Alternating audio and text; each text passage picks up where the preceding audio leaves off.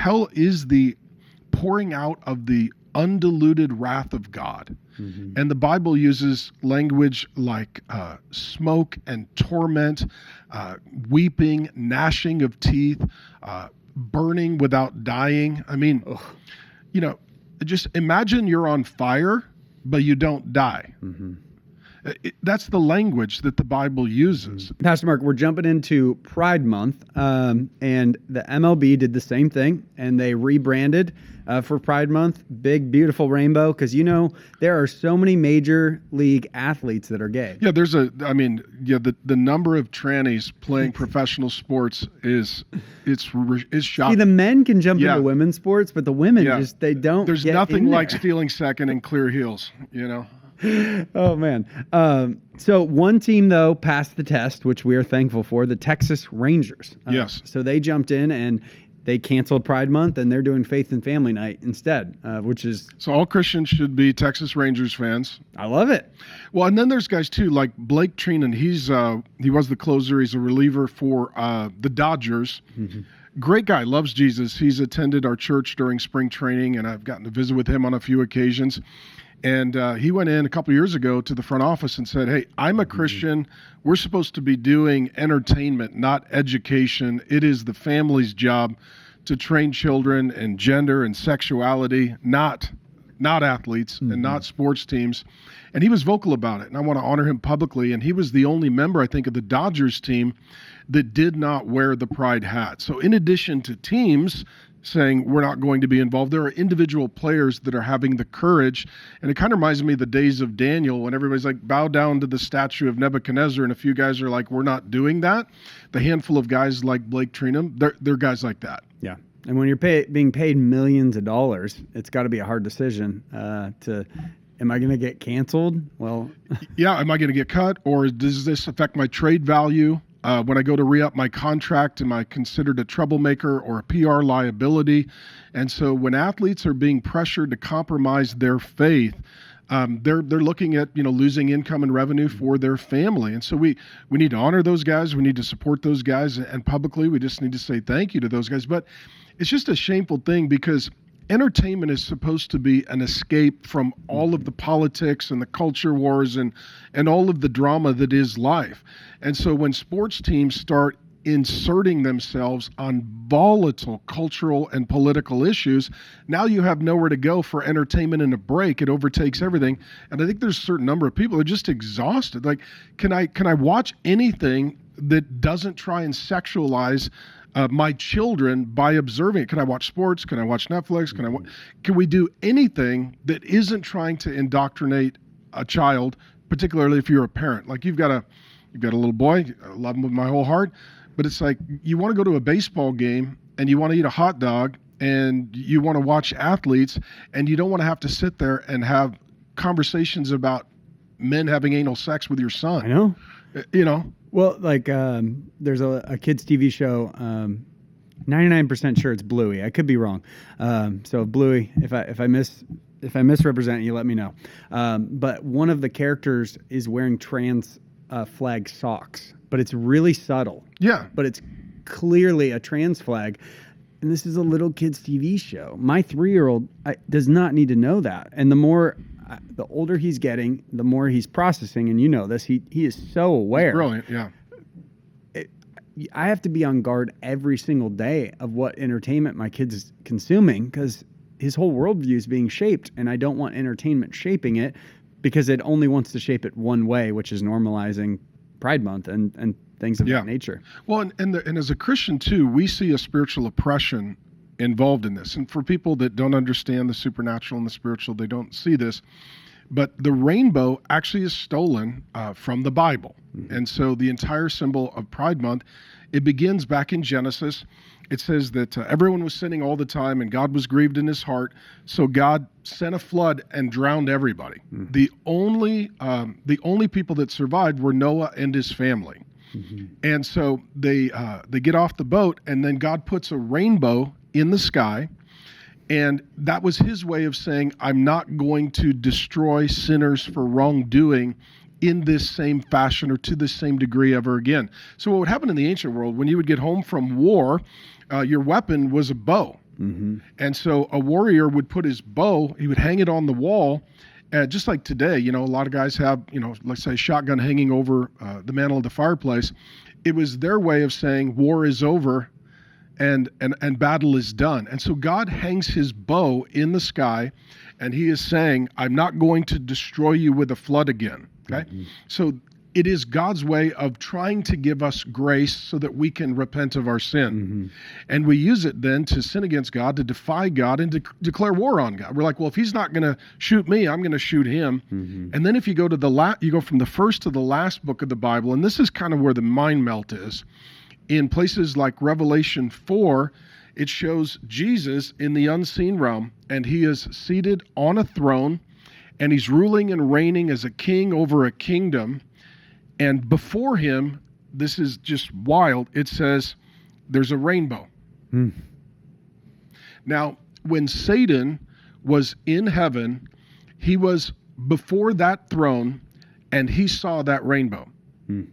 And then he declares war on Jesus, and he wants that throne, and he wants to sit on that throne, and he wants to see that rainbow. He loses the battle. He's cast down to the earth. He wins the battle to be the God of this world, the Apostle Paul says. So now his kingdom is earth.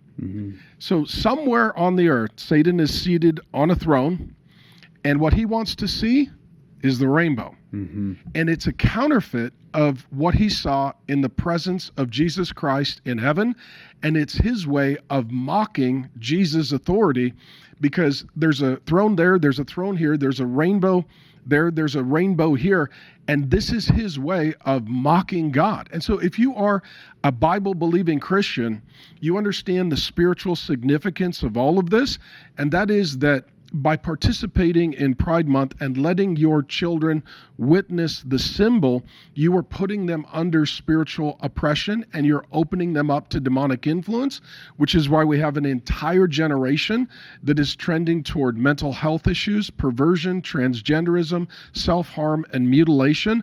All of this is demonic and satanic, and it's not entertaining, it's not fun, and it's not safe. Well, and the one thing I've never heard anyone say but you is, and it blew my mind, is demons are on a spectrum. So when it comes to Pride Month, so the thing that is always the symbol of paganism is androgyny. And because God made us male and female, and so the way it works is we're engendered in a body. So you're born male or female, your chromosomes, your body. Demons are spiritual beings. They're not physical beings. The result is they don't have a gender assigned to them as we do. So demons throughout the Bible, they can appear as male or female, meaning they live on a constantly shifting gender spectrum. In addition, in the Bible, angels are never involved with human sexuality, but demons often are. And so when you see people are committing themselves to a transgender identity, they are literally declaring war on God who made them male and female, and they're adopting the demonic example, saying, we don't want to be male and female like God made us. We want to be like demons. We want to be on a gender spectrum. We want to have gender fluidity, and we want to have perverse sexuality. And this explains why Pride Month is so powerful. And it takes over corporations and entertainment. It takes over politics, because behind it there is a demonic, powerful spiritual force at work.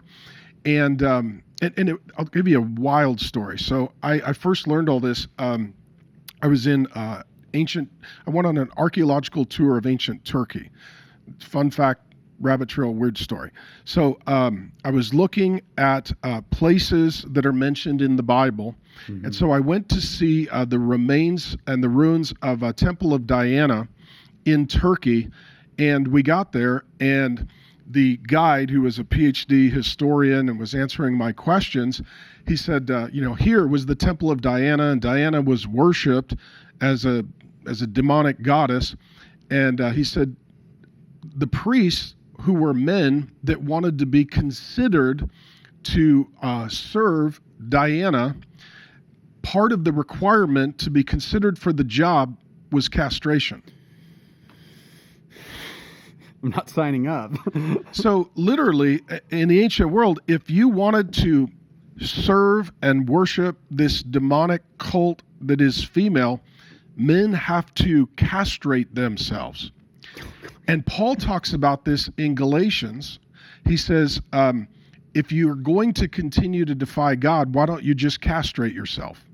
He's referring to this cult of literally transgenderism where men had to castrate themselves. And what's wild as a corollary, in the Old Testament, the male priests, they could not be a priest if they had, quote, I'm quoting the Bible, crushed testicles. So literally, to be a priest for God, you have to be a man with a set.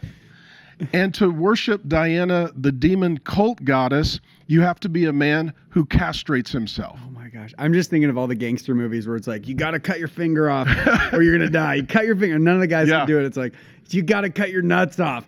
Oh. Yeah, like that's it. I'm gonna be an agnostic. I'm picking another religion. I'm done. But throughout the Bible, these kind of themes and threads are in there of rainbows and of gender spectrum, transgenderism, and men castrating themselves, and all of it is highly spiritual and deeply demonic. Yeah.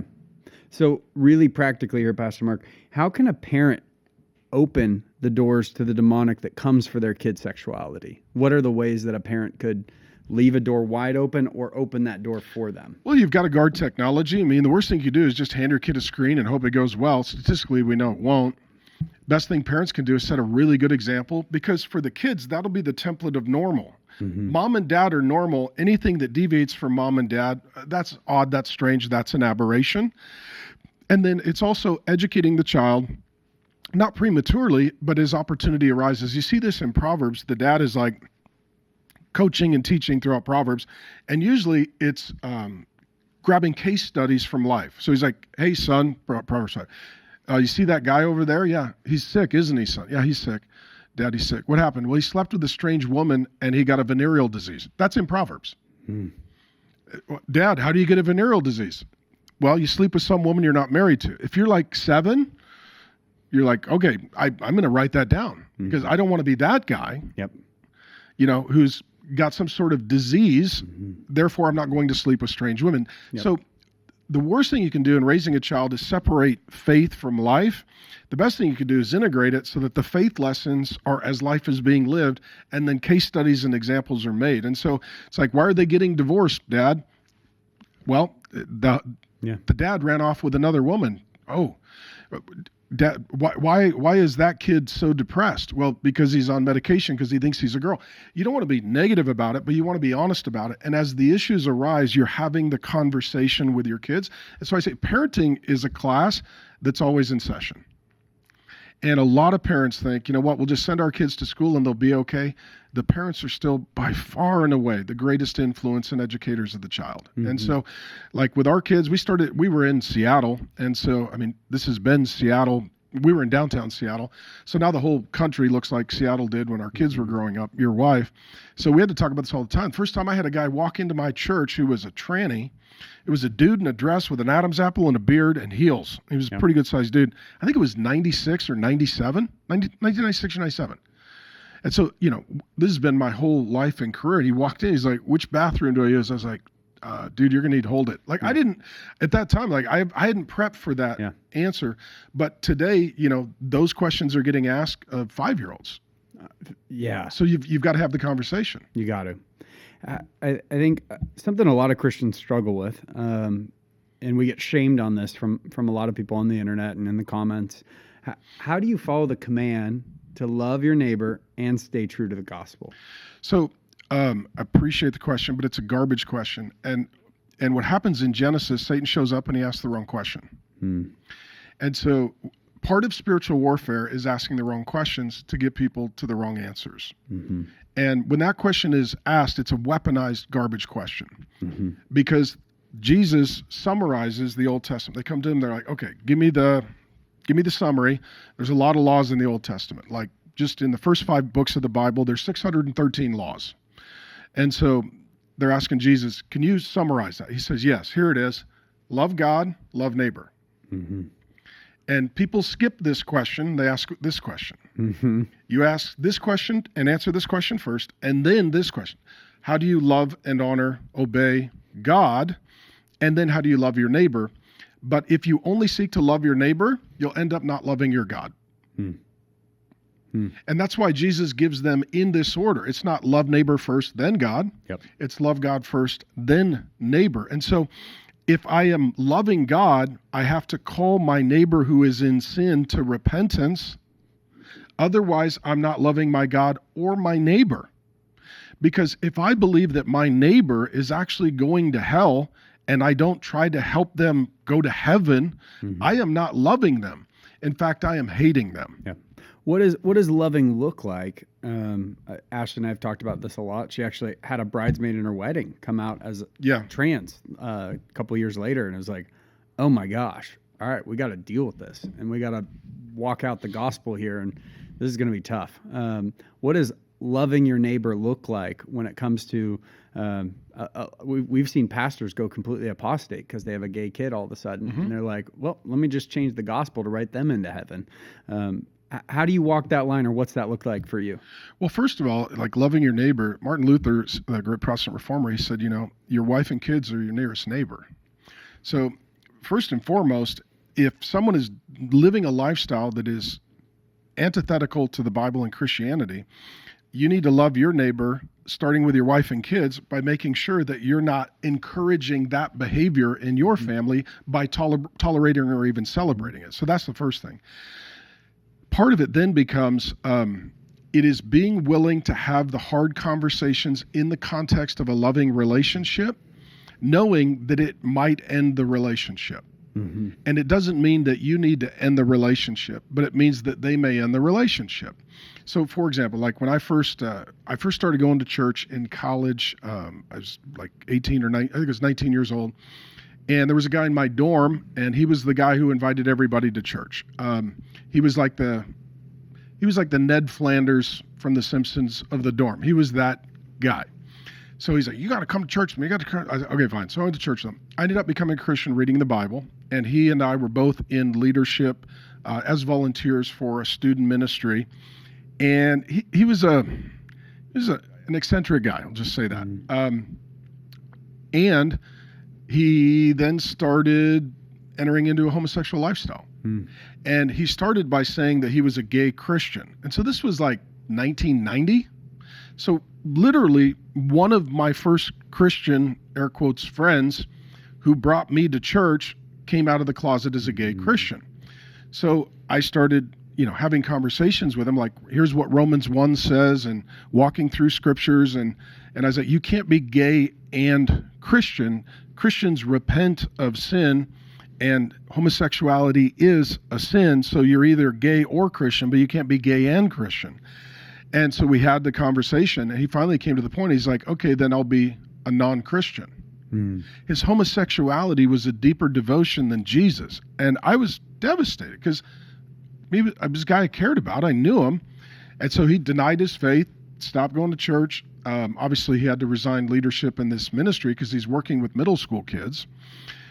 I hadn't seen him for some years. And then when I graduated, moved back to Seattle, I got a hold of him and I said, hey, I'd love to get together and check in. I know you kind of cut off communication with me, but I do care about you. And I was starting a church at the time, and he said, well, I don't want to meet with you. He said, you would never come to my community.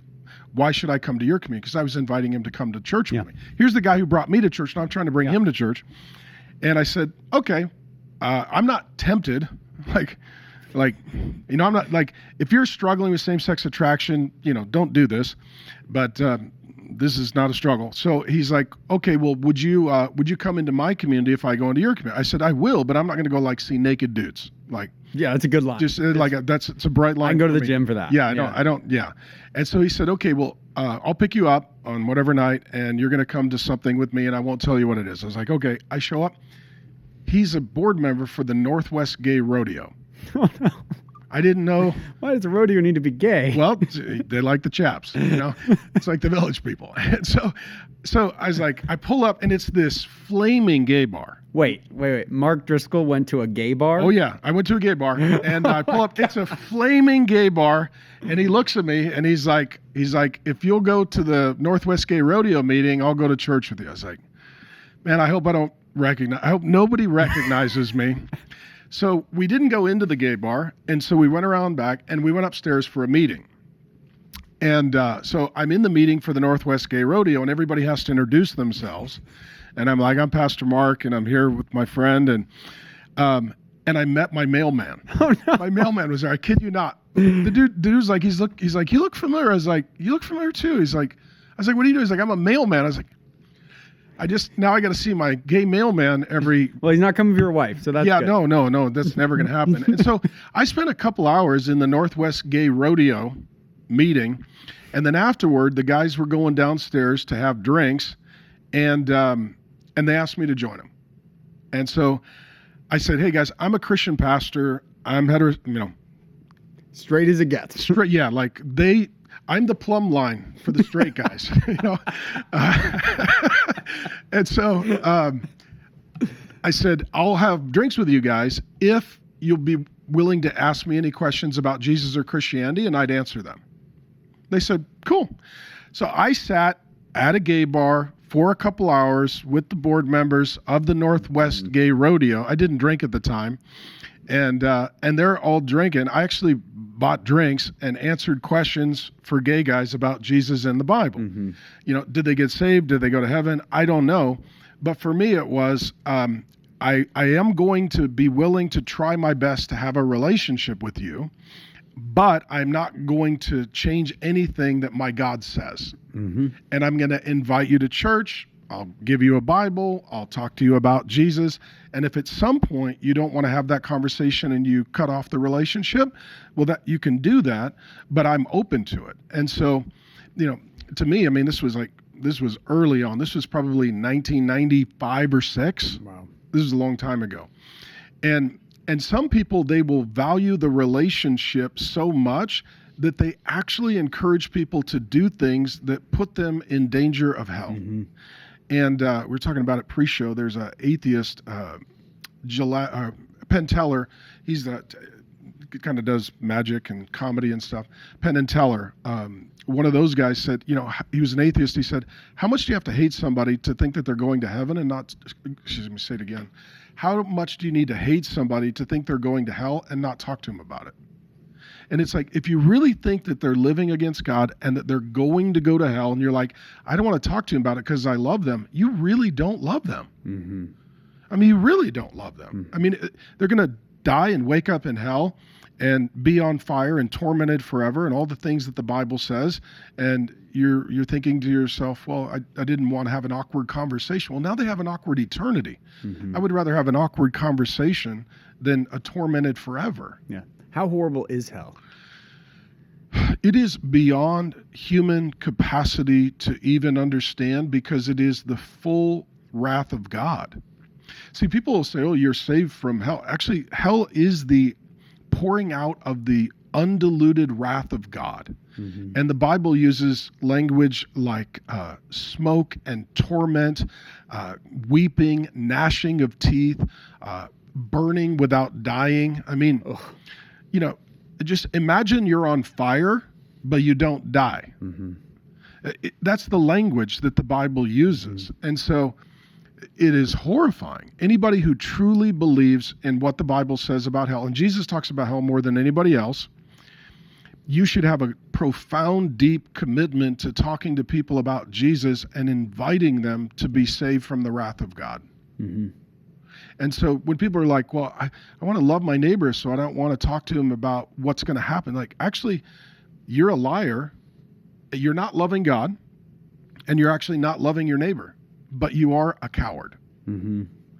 And being a coward is not how to be as a Christian. Yeah, and I think when we believe in something, I had a buddy, and P90X changed his life, and he got so excited about it. He lived and breathed P90X, and all of a sudden he was telling everyone around him Totally. about it. You know who's on the carnivore diet. You know who's, I mean, when people get excited about something, they're evangelizing everybody. Everyone, everywhere, telling the cashier, the waiter, everyone. But Christians, we just, no, let's just keep it to ourselves. Although somebody's going to end up burning in hell for the rest of their life because we stayed quiet. And if we truly love Jesus, we're going to tell everyone we possibly can about Jesus. Totally. Thank you very much for watching. And if you do me a solid, go ahead and subscribe, and we'll get you lots more Bible teaching content.